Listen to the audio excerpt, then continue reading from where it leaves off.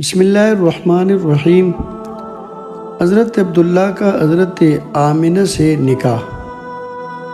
عبد المطلب جب عبداللہ کے فدیہ سے فارغ ہوئے تو شادی کی فکر دامنگیر ہوئی۔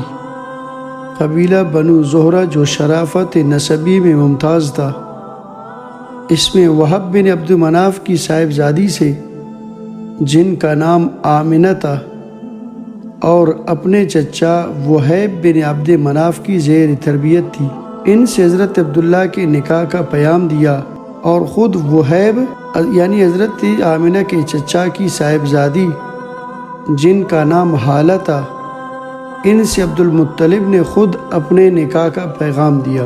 ایک ہی مجلس میں دونوں نکاح پڑھائے گئے۔ حضرت حمزہ رضی اللہ تعالی عنہ انہی کے بطن سے ہے، جو رشتہ میں چچا بھی ہے اور رضائی بھائی بھی۔ ابن عباس رضی اللہ تعالی عنہما فرماتے ہیں کہ جب حضرت عبد المطلب اپنے فرزند عبداللہ کو نکاح کے لیے لے کر چلے تو راستہ میں ایک یہودی عورت پر گزر ہوا جس کا نام فاطمہ بن مر تھا، اور تورات و انجیل وغیرہ سے بخوبی واقف تھی۔ حضرت عبداللہ کے چہرے میں نور نبوت دیکھ کر اپنی طرف بلایا اور یہ کہا، میں تجھ کو 100 اونٹ نظر کروں گی۔ حضرت عبداللہ نے جواب میں یہ اشعار پڑھے۔ ترجمہ: حرام کے ارتکاب سے موت آسان ہے، اور ایسا فعل بالکل حلال نہیں جس کو معرض ظہور میں لا سکوں۔ جس ناجائز امر کی تو طلبگار ہے وہ مجھ سے کیسے ممکن ہے؟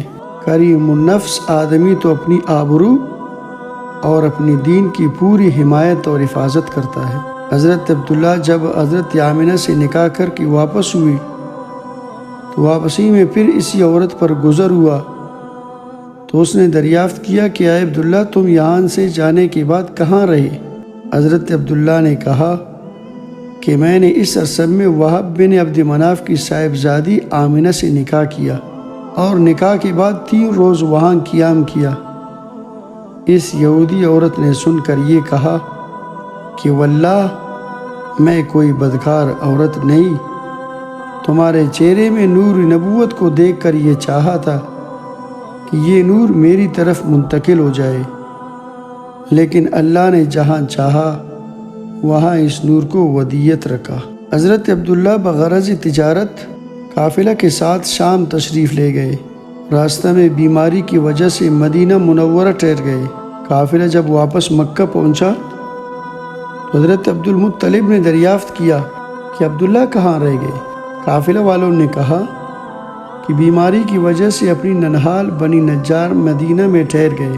عبد المطلب نے فوراً ہی اپنے بڑے فرزند حضرت حارث کو مدینہ منورہ روانہ کیا۔ مدینہ پہنچ کر معلوم ہوا کہ حضرت عبداللہ کا انتقال ہو چکا ہے۔